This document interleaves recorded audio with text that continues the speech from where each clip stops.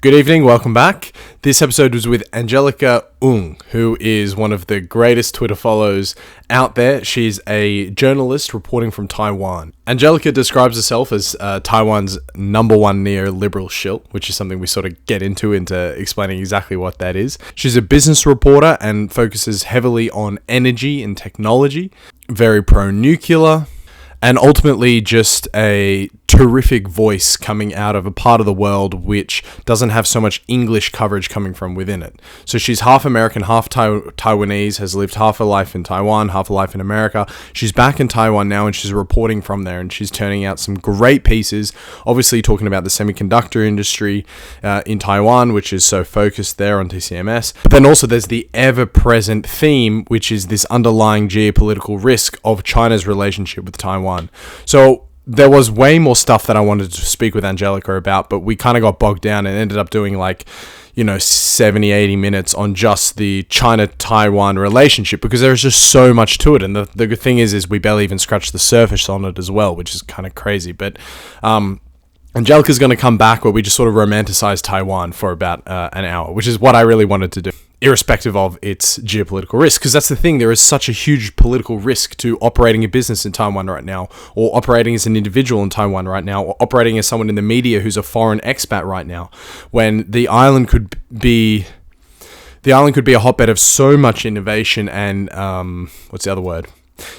And investment, but the problem is there's this ominous political risk that just hovers over every single decision. So Angelica and I spoke a lot about that. Now I just have to take advantage of this quick moment that we get to share now, where I get to speak directly into your ears. If you're listening to this on the Geopolitics and Power podcast feed, do me a favor, please, and let's assume that we have more interests in common than we do not. It's not the most absurd and outrageous thing to assert or hypothesize, but we've come together because we both share this interest in geopolitics, and obviously now we're here talking about China and Taiwan, one of the biggest hot issues in geopolitics at the moment. So let's assume we have more in common than we do not. I'm doing a lot more than just this geopolitics stuff. So go to my Curious Worldview podcast. I'm not sure about the name. It sounds a bit silly, but I don't know. I like the idea of it. It's the idea of an expanding worldview and getting people on who have a different point of view. Curious worldviews, more or less. But you're going to see a link to that in the description of the podcast. And there, we're having a lot of good interviews. Just the other day, I had on Mike Salbro, who was an Aboriginal boy, last from the stolen generation, who grew up in Sweden. Okay, one of the only indigenous men in history to speak Swedish, which is just fantastic. Mike was a legend, Big Mike.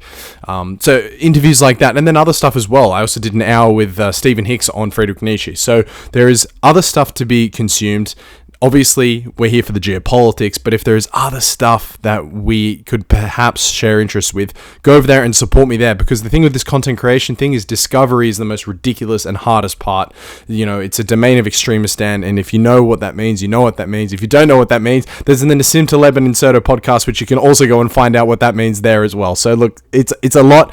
I'm trying to do as much self-promotion as I can without starting to feel sick and embarrassed of myself, because obviously you don't want to just be out there slogging and shilling your shit all day. But the problem is, if there's no discovery, well then perhaps it never gets found. So that's the other thing actually as well. Irrespective of what podcast feed you're listening to this on or YouTube, leave a review please. It doesn't have to be good. I'd prefer it if it was good, but obviously just leave an honest review and write something so it starts to show in the algorithms, because these algorithms need to start indexing things better, obviously, or they're just going to keep churning out the same 15 podcasts which are just dribble for the masses. Let's be honest, how interested are we in the BS politics of the day? There are bigger issues happening around the world and much better stories to be told. So hopefully my podcasts fit into that latter section.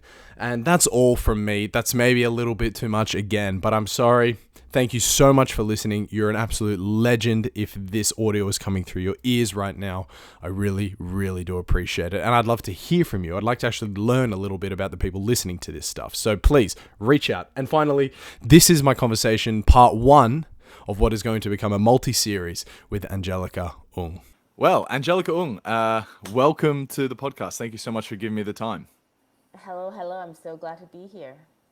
Brilliant. You have a very fiery Twitter, fantastic Twitter feed, and then also a brilliant Substack. And because of my long-term fascination in Taiwan, as soon as I saw your profile, I knew I really, really wanted to speak with you about Taiwan and about some of the really big issues in Taiwan. Now, you have like a specialty in energy and tech, which is fantastic because that's That's also right. themes of this podcast. So we're going to be able to cover a lot of ground, I really hope. But just to start, for you to introduce us, your tagline on Twitter is Taiwan's number one neoliberal shill. So could you just unload on that for us, please? Well, I have to say, it wasn't exactly a title that I had to battle over mountains of bodies to get. There wasn't really much of an understanding of neoliberalism in Taiwan, its most current incarnation. And the reason I started the chapter of Taipei neoliberals is because I think it's a really useful concept that Taiwan can benefit from. The liberal point of view is one that I think, first of all, is already a really good fit for Taiwanese sensibilities. And secondly, will help us transcend what I call the blue green line, the current intractable partisan politics we have here kind of mired us on this island that might not be so much well known elsewhere. Yeah. Okay. Yeah, that's definitely not well known. So maybe you can talk a little bit about the blue line politics. But first, can you just define what a neoliberal is for us so we have some sort of frame of reference? Sure, absolutely. I think for me, it's as simple as looking at it semantically. I am a liberal who's open to new ideas. I feel like the word liberal has become really dilute and softened over the years. And as somebody who is more market based, who's into economic thinking, not afraid of the market, but also not afraid of capitalism and not afraid of policy. To me, the word neoliberal is a very natural one to adapt. I know that it's been mired in the legacy of people like Hayek and Margaret Thatcher and Reagan, and to me, it simply moved on from there. Neoliberals are not afraid of the newest ideas, and those ideas that have been proven not to work are left behind, and you will find that the neoliberals of today are focused on the problems of today. A lot about clean energy, a lot about equitable housing policies, and we are definitely not afraid to use fiscal tools, policy tools, other tools that maybe the old school neoliberals would decry as being too government. I think we are just market based liberals. We're liberals who are not afraid of the market. And I think the best way I can think about it is the old school neoliberals thought of the market as their god. They really worshiped the market. They thought of it as the It had all the answers. solution for everything. And the new school neoliberals, just speaking for myself, I think of the market as our tool. And they're very powerful and they are the engines of human prosperity. But they must be checked and they must be uh, kind of have boundaries put around to some degree so that we can also have the other good things we want in life. We Yeah. want life to be wealth to be relatively equitable. We want growth to not completely trash our planet. So how do we do all those things while still maintaining a very robust competitive market? I think actually I might be neoliberal now you describe it that way. Well, welcome Because, aboard. yeah, because we're all sort of, well, maybe we're not all doing it, but you sort of want to sort of search for at least a definition of what your politics might be. But I love that inflection where you do think that the market is going to solve most of the problems, but you would be super naive to think that the market itself will solve the problems and they remain unchecked are going to still serve your best interests. I think it's plain as day that an unchecked free market will eventually just serve the interests of a very, very few and leave out the very many. Exactly. The thing to remember is the market is a force of nature. You have to respect it, but you can't project your idea of what's good and bad onto it because it's immoral. It's a force of nature. Exactly, something to be respected, but also protected against when it could be dangerous. Tell me, is this an unusual or maybe a slightly different take in Taiwan? Is the general culture more I don't know. Maybe could you just explain where you sort of fit in into the culture in Taiwan with that sort of those sort of political beliefs? Sure. Well, I'm a Taiwanese American, and that makes me a bit of an odd duck, politically speaking, here, because I don't really fit into the traditional Taiwanese political spectrum, which runs from blue to green. And basically, the two parties are oriented uh, in relation of their attitude towards China. The Blue Party, the KMT, actually started off as the authoritarian regime that was ejected by the communists after World War II. They were essentially the losers. Mm. They ran to Taiwan, and for decades they vowed to take back China, Yeah. and the world actually, the United States, until something ridiculously late, like the 70s, they still supported the KMT as the legitimate rulers of all of China, which is Hmm. rather ridiculous fiction. But of course, that eventually, that Nixon went to China and normalized relations, and that was when Taiwan officially became a diplomatic orphan.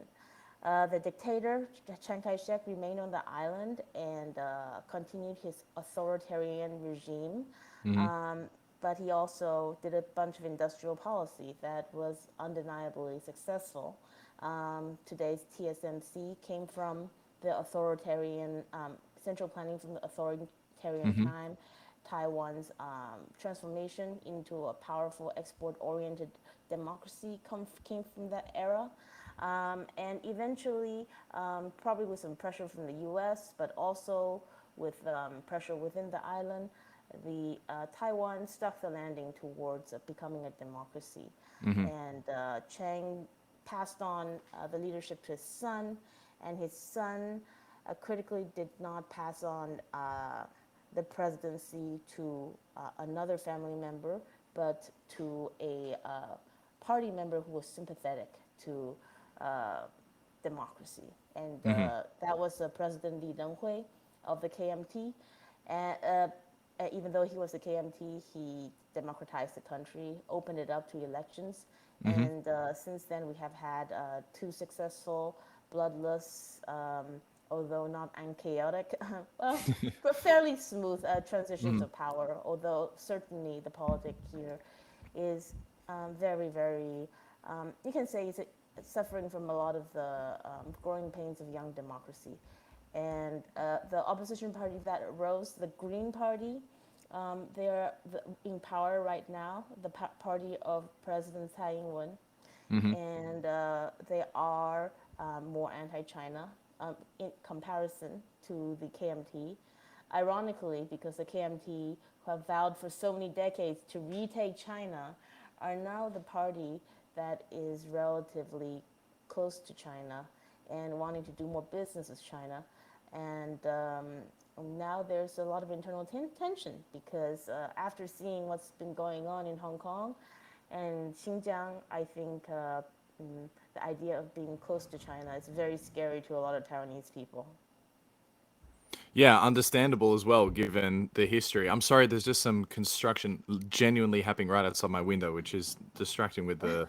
Hopefully, it doesn't come through the audio. But am I? So look, that's a really interesting introduction to actually explaining the history of China. I'm sorry, of Taiwan, because one of my one of the questions that I want to have answered most by you is highlighting how political institutions can genuinely shape the can shape differences in culture, but also differences in prosperity. Because obviously, as a maybe as a hyper liberal, even slightly more neoliberal, you might be under the impression that well, markets are going to be taking care of this, and institutions are sort of an afterthought. But the truth is that if you take the Taiwan-China matrix and just look how two different political institutions have been practiced on land by relatively similar ethnicities, which I'd like you to confirm as well if that is the case. Yep. How you can see two entirely different ideas of prosperity. One in Taiwan, which is the sort of democratic individualism, where one can sort of lead their own path into prosperity, versus the sort of Chinese idea of prosperity, which has been through the collective and not necessarily individual. prosper alongside the nation, more or less. Is that a bit of a caricature, or could you explain maybe what how the political institutions can sort of shape the culture differently? Well, actually, I would like to start with China. I believe that prosperity was always the destiny of the Chinese people, the great Chinese people, with their numbers, with their the largeness of the territory. It was communism that kept China poor. And that changed under Deng Xiaoping when he opened China up to um, market liberalism in a very controlled kind of way. Um, but the Communist Party has no right to say they lifted those people out of poverty because they were the one that put those people in poverty in the first place. So that's one thing I want to get clear. Another thing is, it's interesting.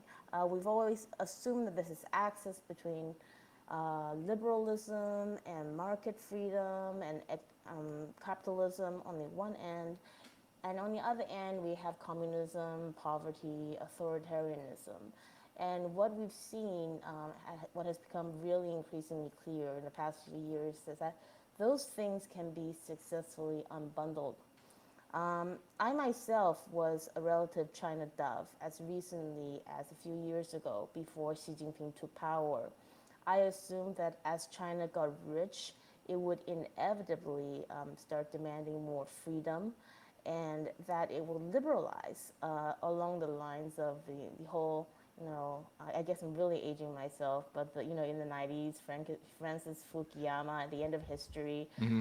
along those lines, right? And we assume that as the Chinese got rich, they will demand freedom and they will get, that's what it will be given. Hmm. And we discovered that's not like that at all. And Xi Jinping has actually, or the roughly the Xi, the more hard left uh, faction of the Chinese Communist Party has taken power. Xi himself has taken power and basically declared himself dictator for life. Hmm. And I believe he's made many changes that has curbed China's growth economically in terms of prosperity. If you look at what he's doing to the tech sector, um, he's definitely ultimately um, curbing China's growth economically. But it is still going to be enormously powerful, and he is going to be uh, the, the, the sole guy in charge of that. He is creating an authoritarian capitalist paradise. And we can see it in much smaller scale in Singapore, where nominally they do have a democracy, but in reality, it is both capitalist and authoritarian. Um, Taiwan chose another way, but you have to forget, you cannot forget, you have to remember, Taiwan did not become a democracy until relatively recently. Martial law was not lifted until I think 1987. And so we had economic prosperity and democracy side by side, but it's not as easy as to say, oh, we chose democracy and free markets and therefore we're rich and free, and China chose communism and they are poor. It's not like that. They chose one flavor of of they chose one very, very extreme version of communism that got them to be very poor and very destitute. Hmm. They opened themselves up to the market and got richer and richer and richer. And now they're doing the thing where they're retaining the aspect of the market that allows China to keep being on this trajectory of becoming rich, but its citizens are increasingly poor in terms of freedom. Even compared to a few years ago, the amount of speech that you can have in China is so impoverished, and the amount of thought that's allowed to go on is so much more limited. Mm. And as a Taiwanese, to me, that's both sad and dangerous. It's sad just because I don't like to see fellow human beings become less free.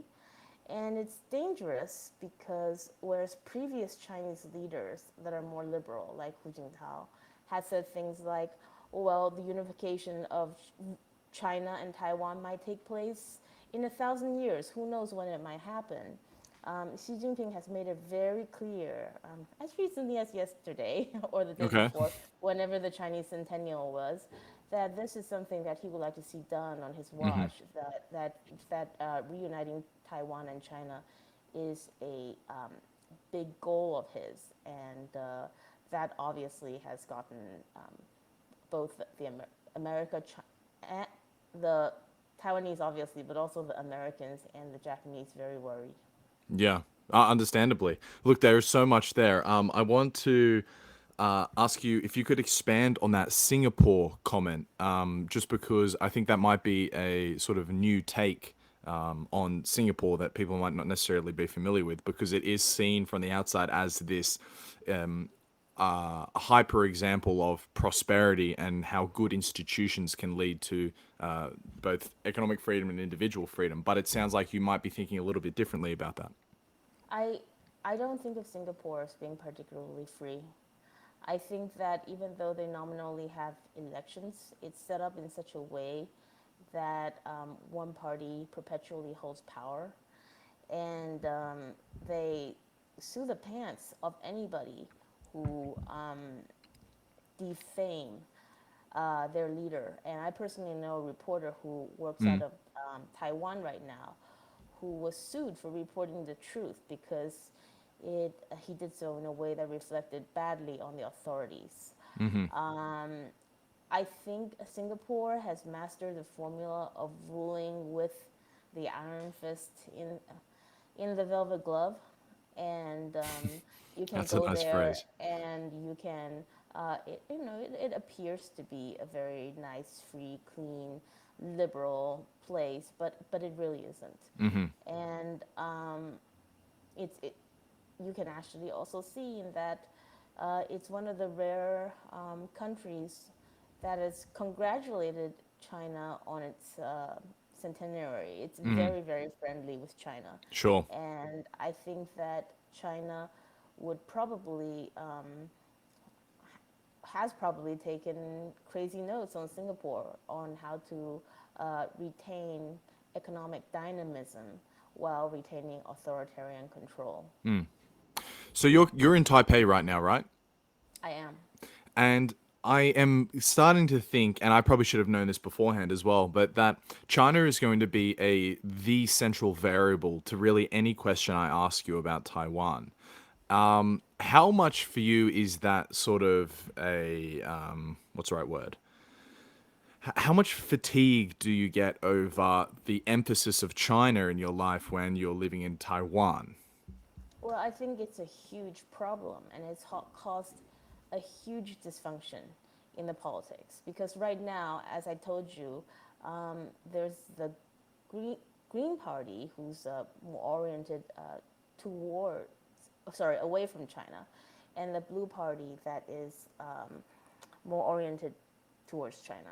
And that is the division, central division in Taiwanese politics that makes it very hard to talk about anything else. Anything else becomes politicized by that blue green line. Yep. And it, it, it's really bad for politics because it makes it really easy for everything else just to become an ancillary issue, something that they can flip flop on. Like, it's really amazing how there are certain things that everybody knows is Taiwan must do to further its prosperity. For instance, the classic example is allowing the import of ractopamine laced pork products from the US. Okay. It's you can talk about the rights or wrong or that whether the U.S. is being a bully in making Taiwanese people buy its pork products that's laced with this food additive that the EU certainly doesn't allow. But the real fact of the matter is, if Taiwan wants to advance to the next level Mm. trade-wise with America. Uh, Importing American pork is what it has to do. So while the From KMT, like a signaling point of view, or you just think oh, logistically it's it means a lot to import something from the United States? well, it's don't ask me, ask the U.S.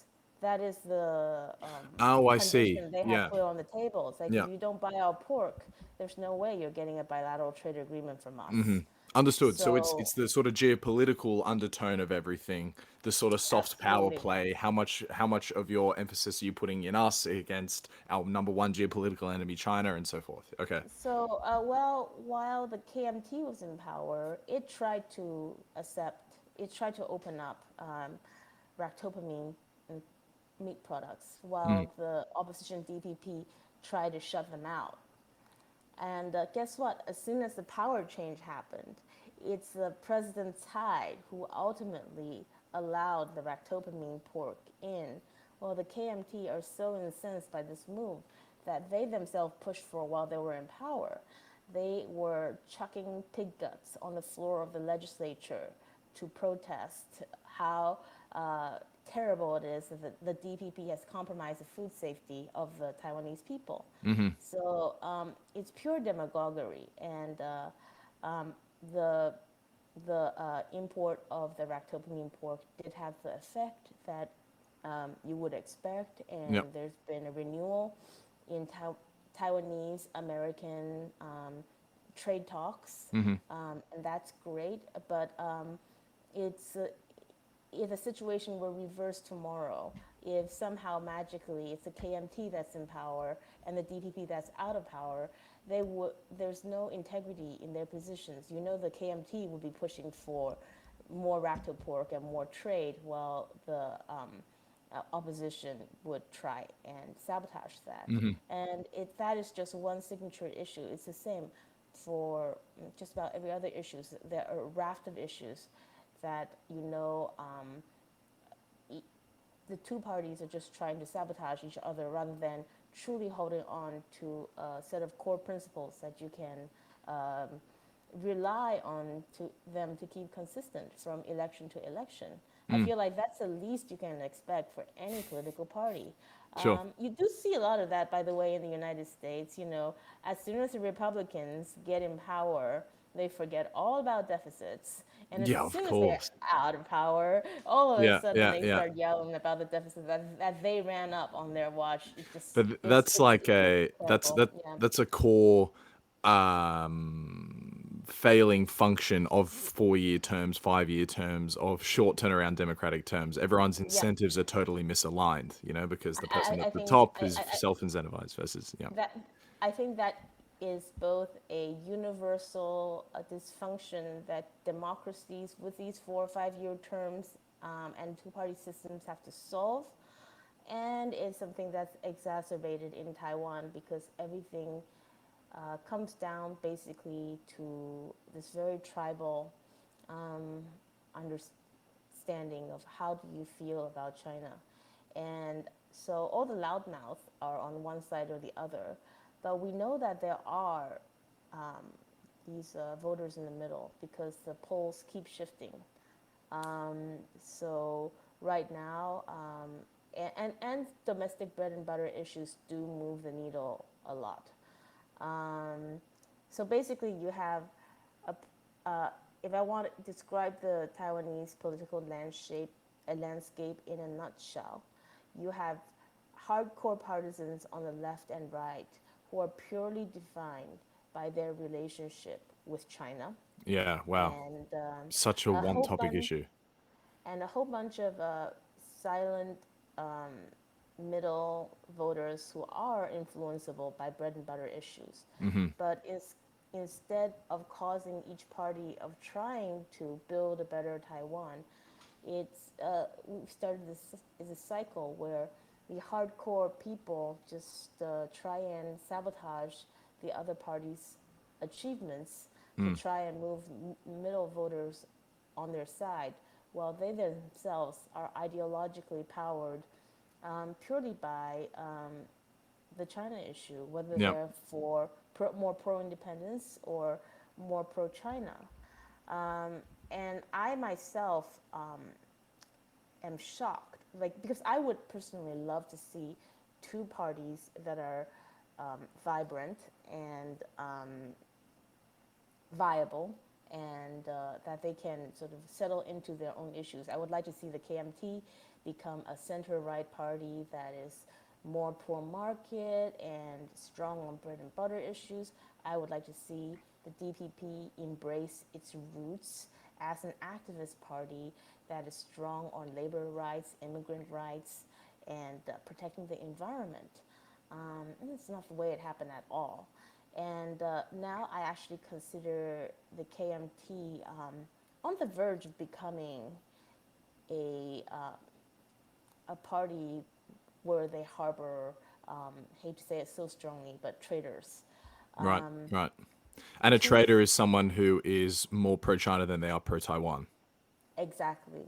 We're talking about two KMT former chairmen, one former chairman, one former chairwoman, sending the most, um, if I may use the term, lickspittle, congratulatory messages to China on the centenary. And if you read the language, it was all about how we, the great Chinese people on both sides of the straits, must work together to reunite. And let me tell you, this is something that most people in Taiwan has no interest in whatsoever. And it's a real danger because we talk about one threat of Taiwan losing its liberty, that is if China physically overwhelmed Taiwan militarily. But the other possibility is somehow doing enough psychops within Taiwan to convince Taiwan that joining China would be a good idea. And while I can't see it happening, it's something that I also think should be considered dangerous. Yeah, certainly. I mean, the threat is unignorable, right? I mean, especially with the foreshadowing over the last few years of Hong of slip back into the Chinese fold, maybe more so than they were before, is sort of posing as this, I guess you could say, sort of threatening foreshadowing for perhaps China then also trying to retake its sovereignty over Taiwan. And if you Well, take into account last year and you take into account some of the sort of aggressive geopolitical moves China participated in during COVID, and the rising tensions of the US and China coming closer and closer to this Thucydides trap. The idea that Taiwan could eventually be the inflection point, it could be the spark that starts whatever the potential, huge downside is. It must just be ominous and just like hanging over the Taiwanese people and Taiwanese business, and this is something we're getting into as well, you would investment, think so. You would think so, but like I wrote on a previous Substack post of mine, we're in the middle of Cold War II, and Taiwan is where it could all get hot. And if you look at the geopolitical situation, if you look at the way the world is aligning, yeah, it does seem quite ominous. But you'd be surprised to the extent to which life just goes on in yeah. Taiwan. You have to remember we've been under this threat of invasion for Taiwan from China, not for years but for decades. In fact, ever since Chiang Kai-shek ran from China, it's Taiwan has been under the threat of a Chinese invasion. So it's something that people have learned to compartmentalize a lot. And life Understandable. goes on, business goes on, and they've just. It, but in my mind, of course, it's something that they need to pay attention to because I, I kind of came back to the whole Taiwan situation with fresh eyes because I had left Taiwan in 2010. I was a reporter then too. I left for the US. I was gone for 10 years, and I was actually a COVID refugee. It was because Taiwan handled COVID so well that I came back. And when I came back to an island that was, I felt like was almost unrecognizable in terms of how far it has grown. because when I left Taiwan, it felt like a bit of a backwater, and Okay. it felt like it was kind of falling more and more into China's shadow, and it was struggling to assert its own identity, and it didn't seem to be gaining in relevance. And in that intervening 10 years, something really magical has happened, and I think it has had a lot to do with the rise of a Taiwanese sense of identity, pride in ourselves, and recognition of the importance of our businesses, suppliers, and know-how in the global supply chain. Mm. And all of a sudden, Taiwan is hot. Taiwan is a hot topic. There's a lot going on, Yeah, and very there's hot a lot of topic. possibility. And Yeah. where did that come from? You say there was such a drastic change in just the time between when you left and came back. I I really am trying to figure that out myself exactly. I think a lot of it has to do with the, the, the fact that young Taiwanese people have found their identity as Taiwanese. I think the KMT, while they were in power, they were very keen on doing a trade deal with China. And in that timeline, I think we could see how Taiwan would just gradually fall more and more under the political and economic sphere of influence of China until it might still retain its independence in some ways, but it becomes falls more and more into a kind of a vassal Mm. position. Mm. But that didn't happen, and the young people of Taiwan actually rose up and blocked the trade deal, and it was the beginning of an era of consciousness rising for pride in Taiwanese culture, in Taiwanese achievements, and for Taiwanese sovereignty. And I think that definitely lifted the mood. Mm. And then I think really our industry, our businesses are just so much more resilient than anybody gave them credit for. There was a sense that China was on its way to eat our lunch, and that the U.S. China trade war would see Taiwan become a casualty. In Mm-hmm. fact, Taiwan has become a winner because it turned out that when you had the U.S. China trade war, what both sides found were these Taiwanese contract manufacturers that neither side could do without. Mm-hmm. So, in a way, instead of becoming squashed in the middle, we kind of started making money from both sides. Yeah, you kind of thrived there, didn't you? Exactly. TSMC is doing a lot of business in China still. Mm. Pegatron, you name it. All those manufacturers are realizing, Foxconn, the need to expand to India, to Southeast Asia, back to invest in Taiwan, or even to America in order to supply the American side or the Pan American supply chain. Mm-hmm. But they also still have their facilities in China to service the Chinese supply chain. Mm. Well, let's talk about semiconductors for a second there, because I suppose it's not an exaggeration to say that the TSCM, the Taiwan TSMC, Semiconductor yes. TSMC, they are the absolute sort of backbone and success story of a Taiwanese economy, because it's this company that requires super high skilled labor to produce an extremely complex component, arguably the most complex component of computers, phones, smartwatches, everything, the semiconductor, at at a very good scale.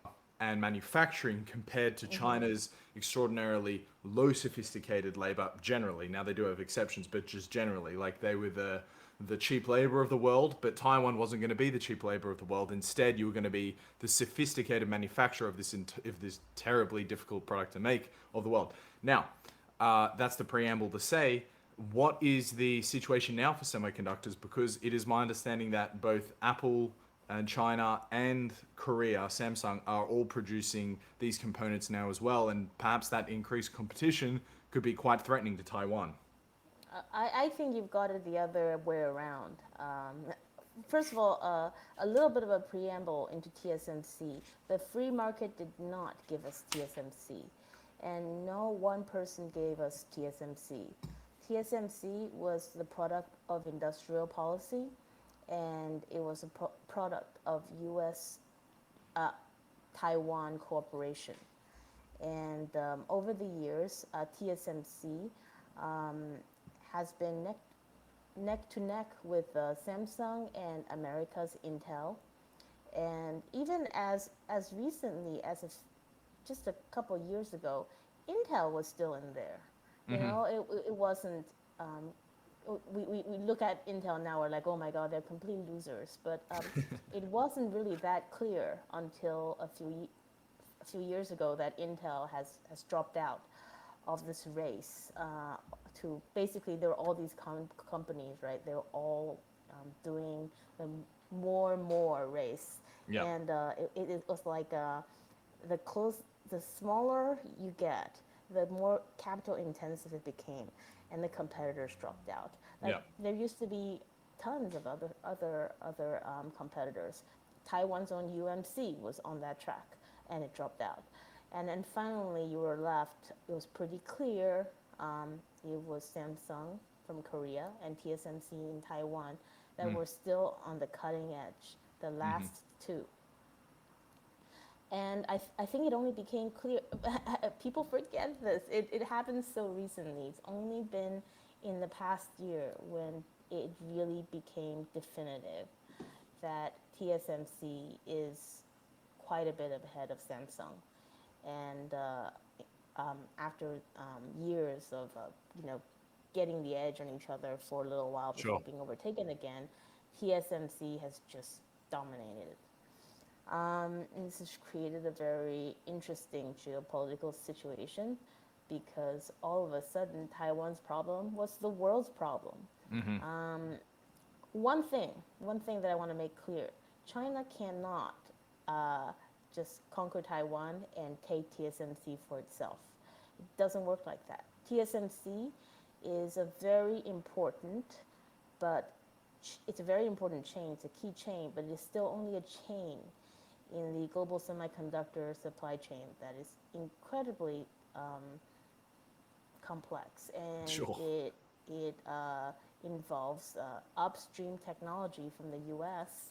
It involves equipment from the Dutch tech giant ASML. So The without those lithography components, guys. Yeah. exactly, without those guys, China, even with TSMC, the best China could do is to take TSMC out.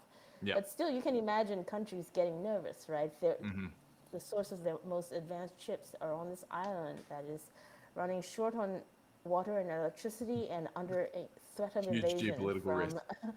from China, right? Yeah. So there has been some political pressure and also commercial opportunity for TSMC. I think they've wisely seized upon it to build more plants in the United States. But it has to be said, they will be a generation behind the Taiwanese mothership in terms of sophistication. The most, the most sophisticated technology, and they are. I've been told they're pushing their way down, all the way down to 1 nanometer. It's Okay. unimaginable, Yeah. but they're on their way there, and um, that most sophisticated technology will remain in Taiwan. Cool. Well, it's good to hear a bullish opinion on it. I suppose I didn't have a very sophisticated take on it, but my understanding was just that more competition is necessarily going to start pushing down prices, and when price is one of your most sort of competitive variables, that might cause a lot of pressure, especially when you take into account the fact that there is this giant geopolitical risk in Taiwan, and it might make sense to maybe move, say, if I'm Apple, or just say I'm Microsoft, I don't know, one of the big customers of the TCMS. Again, I got the acronym wrong. The TSMC, yeah. uh, yeah, if I'm one of these big customers, I might be like, look, I might shift my purchasing of this good to this other one because they don't have this giant geopolitical risk that sort of makes everything a little bit unstable, and that must be a genuine threat that is being taken into account there, Well, because sorry for interrupting. I no, just that's want to okay. say that if if something does happen, God forbid, something does happen to Taiwan and TSMC's supply is disrupted, it would take Samsung maybe another 2 years to catch up. Okay, But so TCMC is that far ahead in terms of their tech. oh, I believe so. But absence that kind of complete disruption, it's just one of those things where this is an industry where success breeds success. TSMC is putting so much, um, plowing so much of its profits back into reinvesting so that it can stay ahead. That anybody else trying to catch up is just at a tremendous disadvantage. And there's no shred of complacency. They're on top of their game. And so, for the foreseeable future, yeah, sure, they will, and the world needs more chips for all sorts of things. For some reason, now your toaster needs a chip. Everything needs to be smart, Exactly. Yeah, right? that's true. The world Your needs more chips. auto, Everything. everything needs more chips, and then it needs more chips in all sorts of different categories. Yeah. So, Yeah. oh, I want you to think of it this way: the TSM chips that's made in Taiwan, they're like the truffles. Okay. But to run an Italian restaurant, you can't just have truffle all the time, right? You need Yeah. pasta. Uh-huh. So you do need more chips everywhere. You need chips. The Chinese are making a huge number of chips, and the U.S. is starting to make chips. And on the low end, also the amount of chips, like for instance, the shortage of auto chips that you might have heard about. Those aren't the I haven't. high quality three oh there's oh my gosh there's a huge problem with lack of chips for cars because Okay. each car now needs something like 150 chips in it. That's and insane. uh, I didn't know that. and Okay. if you don't have those chips, and they're not exotic chips, they are the crappy little chips that are cost $1 or $2. But if you don't have that chip, it's like if you, for the want of a nail, you can't build a whole ship. For the want of a chip, you can't help build the whole car. You had economic ministers sending messages to Taiwan begging for more chips. So What a great business to be in. The chip business. it is a great Yeah. business to be in, but that also actually brings us to the other problem, which is that Taiwan is a small and resource limited island. Sure. So we did just come up from a historical drought that luckily we are on the other side of. We had a historical drought, and also I would say we're on the verge of an electricity crisis. Okay. And chip making is both incredibly water and electricity intensive. Yeah. Yeah. So that is also another factor that needs to be taken into account. That Yeah. That. yeah, we are in this dominant position when it comes to chips, but are we managing our water and resource situation in such a way that we can continue to build on that dominance? Okay. So it sounds like although it is true and unavoidable that there is increasing competition, the TCMS still have that competitive advantage of being the best chip. And therefore the best chip is always going to have the biggest margin when it comes to selling. And so they can remain a competitiveness that way. But there is the undercurrent of resource risk and also geopolitical risk. And as you say as well, being an island which isn't necessarily its own sovereign can also create giant trade risks as well. Because you're there, wanting recognition, but then China can be like, we're not going to trade with you if you keep trading with these guys, and it's this it's just this incredibly powerful threat that they can wield. Um, yeah, I don't know. Yeah, We need to it's so somehow funny though get when you Taiwan its say it sovereignty. like that. It's interesting because there's so much trade that goes on between China and Taiwan. Trade between China and Taiwan actually increased under the Tsai administration. Is China your So, biggest trading partner? yeah, I believe so. Yeah. And the US, China and the US, it's those two, right? And we're kind of stuck between those two. It's just it's kind of surreal in a way because there's all this saber rattling, but at the same time, it's not really stopping people from doing business. So it's really weird because we both are trading with China more than ever before, and we are feeling threatened by them. And it's kind of a funny situation to be in. And I would just say that anybody who has any sort of certainty about what the future is going to hold, they're either lying to you or lying to themselves, because we don't know. And what we do know, and one reason why I did start Taipei neoliberals is I wanted us to have a way of looking at all the different issues that plague Taiwan in a way that is a little bit separate from how we view China, right? What is the right thing to do on housing policy? What's the right thing to do on our energy policy?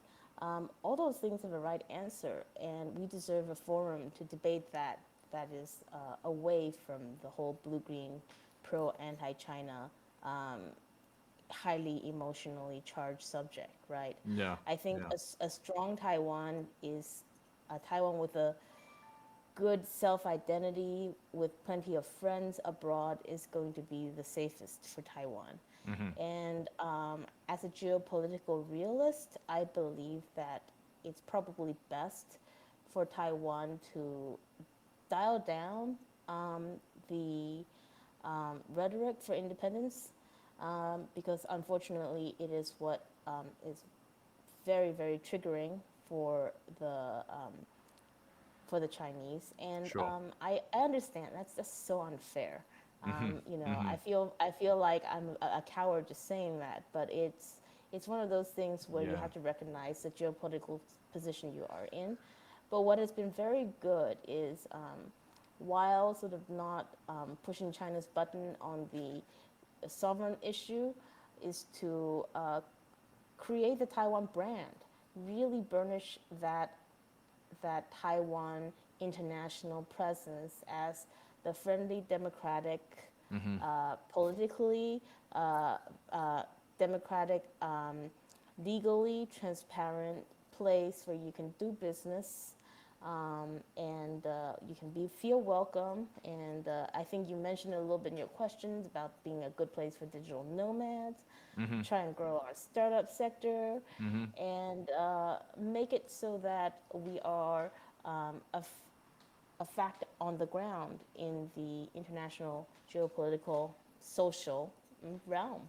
Yeah. And I think that, along with the firming up of alliances that the US is in the process of doing against China, is what is going to keep us safe. I had read a very interesting article a few days ago about Japan proactively asking the United States to be included, to be put in the loop on their defense plans for Taiwan. And I think that's a very good sign. And unfortunately, it has to be done You've because got a Taiwan. traditional enemy of China in Japan helping you out there, which is nice. Well, I think if China hadn't been so belligerent, they wouldn't have this situation right now Mm. where Very all true. these all these countries that are sitting on the fence The EU were relatively pro-China. Hmm. Australia. Australia, was a part of its China's Belt and Road initiatives, Yeah. and they kind of really, I think they really played themselves by acting Absolutely. so belligerently, Hmm. and I don't think Xi Jinping is best for China, but the fact that he is the leader of President for life. China and president for life is kind of a factor on the ground that the rest of the world have to deal with. And I actually wish it weren't so. I actually had much, but I had high hopes for China back in, let's say, 2012 or Hmm. something like that. It seemed like they were liberalizing. It seems like they Yeah. were going in a direction that'll bring them towards freedom. And maybe, that would also lessen their focus on unification with Hmm. Taiwan, and also will allow them to give Hong Kong more autonomy. Yeah. But they haven't gone that way, and so it is. Talk Looping back a little bit towards our conversation at the very beginning of the episode, and we were talking about what it means to be a neoliberal. And I think it also means to reclaim a little bit of the sense that the world has to work together. Hmm. That we are all like, we should drop tariffs, we should, you know, have open borders and have everything be open as possible. But the prerequisite for having that openness, for that kind of world unity, is to also stand together against bad actors like China, who is the antithesis of Totally. that, Yeah. and protect countries like Taiwan, who are, right in the teeth of that. Basically, we are a liberal nation that could teeter into the most illiberal nation if China has its way. If it have So its way. Yeah. I believe that I grew up during a time, as an American, where uh, America projected its power abroad in irresponsible and ultimately harmful ways. I was against the Iraq War, and I believe we were in Afghanistan for way too long. Hmm. And we took our eyes off the ball while we were messing around in the Middle East. China was building up its navy. China Yeah. was building up its strategic plans. So I'm really glad that with President Biden, there is at least a sense of awareness of what we're up against. And there's war games now that's very scary with the Rand Corporation, where America supports Taiwan with everything it's got, and China still wins. Hmm. Now, war games are one thing. We don't know if China is willing to risk war with Taiwan. It certainly wouldn't be good for itself. But defense of Taiwan is something I believe that the free world has to think about very seriously. Yeah. Um, okay. So amazing. Lots of really fun threads that you can pull on in all of that. So let me do my best to go at it. But just even with your closing inflection, speaking about uh, the sort of military considerations for what an invasion of Taiwan and the defense of Taiwan would look like. It's funny, I listen to and consume different opinions on the matter, and it kind of always comes out on the US and allies' favor. I'm not sure if you feel differently down there, being in Taiwan and maybe feeling the military threat of China more strongly. I don't know if it's worth commenting on that briefly, or we could sort of move on to Sure. some other really fun threads that I've picked up from there. Yeah, our time grows short. And, you know, but I think this is worth focusing on. The threat of China overtaking the US side is not coming from within Taiwan, it's coming from within the US. It's coming from US think tank like Rand Corporation. It's coming from US the U.S. military wants, um, and But also they like relatively independent sort of European geopolitical analysis analysts and sort of business intelligent risk analysts who I've spoken with about it. Um, like they're also coming out on the US side, not necessarily just people in bed with the US military industrial no, complex. no. What I'm trying to say is, it used to be assumed that the U.S., if it does support Taiwan, would overwhelmingly defeat Chinese, no problem. That is starting to shift. There are voices within the U.S. military establishment now that is more more doubtful about whether the U.S. can win. Um, to me, that's really scary, and I think it's only going to get scarier in the future as China continues to massively invest in its military. And I think that what it's going to take in the future, both to hopefully deter China to do such a thing as invade Taiwan, and in the case of the invasion, to actually hold out and win, is we have to have our allies. Japan has to be on board. Hopefully, Australia can be on board. Even the EU, if they are all on board, then Taiwan can feel safe. Until we get those alliances firmed up, we are not safe. You do realize that the U.S. Official policy is still that of strategic ambiguity, meaning they don't have an official stance that they're going to come to Taiwan's rescue if China attacks at all.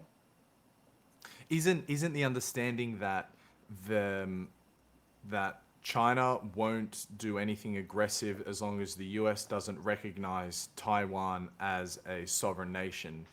And then if Taiwan comes out as a sovereign nation and China attacks, then the US won't defend it. But if China attacks before Yeah. Taiwan Well, declares themselves as independent, that's then US that's allies the will come in. understanding, but that's not really written down anywhere. That's not the problem with strategic ambiguity is it could so very easily slide into actual ambiguity, right? Let's say China does attack, and let's say the Doesn't sound world so firm, population. doesn't it? Uh, Strategic it, ambiguity. Strategic ambiguity. There's there are no U.S. promises, and if China happens to attack while the U.S. population is mired in domestic issues, and that could very, very easily become a case where it gets stuck in Congress, and while they're wringing their hands about, whether to send the Seventh Fleet or whatever, it's become a fait accompli because it's one thing to defend Taiwan, it's another thing to retake Taiwan after the Chinese have already taken it. Yeah. So I believe strategic ambiguity has kept us safe so far. I still think we need it for now, but I think it's also crumbling at the edges, and we're looking to a new model of defense for Taiwan that involves more international cooperation for allied defense. Let's go back for a second to what you said about 2012. China, you thought very differently about China, and I imagine most of the world did as well. But they've sort of fumbled with their soft power in the years since. Australia, very famously for us, I don't know about the rest of the world, but we rely heavily on China. Yet, nonetheless, we've sort of slowly been calling out some of the BS, which you can say is a smart move or not, over the years, especially now recently because of COVID, asking for an inquiry into whether into the origins of the virus. Like just poking the hand that feeds you, basically. But you take into other situations of China's soft power, the way that they've treated ethnic minorities within their country, and there's many myriad examples of that. Most famously, the Uyghur Muslims, how they're treating India and Pakistan, their neighbors over the Himalayas, the Tibetans, the Mongolians. Their debt trap diplomacy throughout the Belt and Road Initiative, but then also into Africa, which is just like a fundamentally immoral way to do business with the rest of the world. They've just fumbled with their soft power to the point where like people sort of view them as this sort of pest, like not a good nation. And I think what you Well, said is totally true. If they hadn't fumbled the soft power so much, then they would be in a much stronger bargaining position to sort of claim what they think is their sovereignty over Taiwan. There would be less resistance from the rest of the world.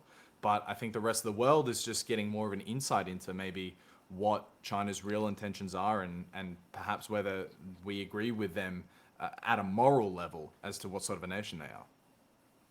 yeah, well, I think that this is so fascinating because China was on this one trajectory, and you have to think, it, if you were in the place of China, right, you're on the successful trajectory, why would you want to change?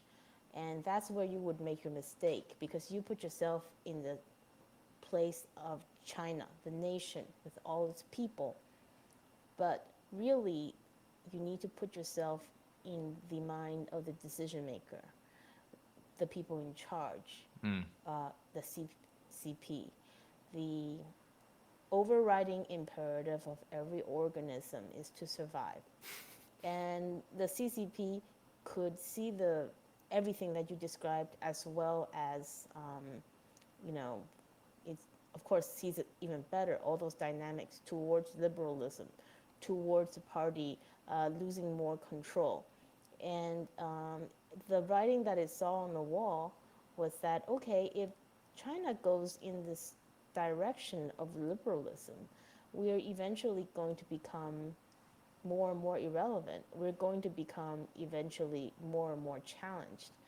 It might be a richer China, a more vibrant China, a more well-liked China on the world stage, but it might be a China where the CCP is no longer in ultimate control. And it didn't like that. It did not want that. So the left wing of the CCP, which never really went away, it just was out of power for a while, reasserted itself and decided that the kind of more liberal leaders that came out of um, Shanghai and tended to have less, you had to understand. I can talk about this forever, but I'll keep it to under 3 minutes. It's like they they the Cultural Revolution hurt everybody. All the leaders, even Xi Jinping right now, he suffered through the Cultural Revolution.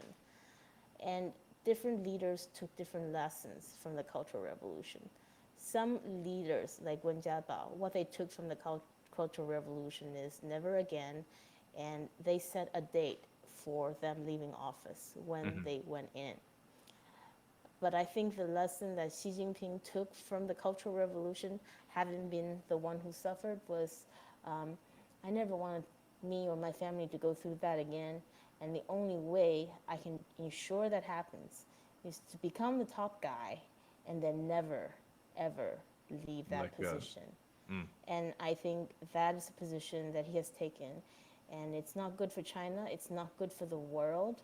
But unfortunately, it's what we have to deal with. Okay, well, I've just realized that we're over an hour, and I haven't asked you pretty much any of the questions that I had intended to. Yeah, Okay, yep, well yep. then maybe I can save it for another time where we can just sort of romanticize Taiwan and maybe not speak about China so much, because that's what I have. Yeah, let's do another episode where we just celebrate Taiwan. Okay, But cool.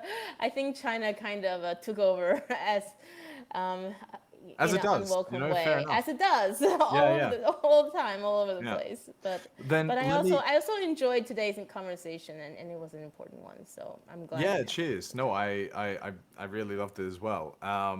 But since you do have 5 more minutes, I will just close out a good question, which will talk about your role as a Sure, journalist within Taiwan, also thinking about China a lot. And this can hopefully, you can never really close the subject, but it will at least hopefully round out the conversation.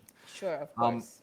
Go ahead. And with everything, with all of this is sort of preamble and context explaining the extraordinarily complex relationship with Taiwan and China and how it affects all of Taiwanese daily life. We've just agreed that we will speak again exclusively about Taiwan next time, just because China sort of dominated it. But you're a journalist reporting from Taiwan with an American inflection against the CCP. How do you operate? Do you ever experience threats or being shut down? Like, what is it like to be a journalist in this situation? I, Actually, I have a very free hand. I'm very fortunate in that I work for the only English language newspaper in Taiwan. And even though we belong to a newspaper group that is more pan green, because none of the media here are truly nonpartisan, Okay. I am given a free hand to report as I see fit on all the issues. And with business, the good thing about business is you're talking about numbers. Business is nonpartisan. Now, politics does get involved in that, but I feel completely unconstrained by it in terms of my reporting. I think the media infrastructure is a bit twisted in Taiwan by things that affect the rest of the world. You know, like who funds it, and the what clickbait, and you know, that sort of thing. But in terms of interference from the government, I feel that's been just about non-existent. So, as a journalist, I feel very fortunate to be working here, and I also feel that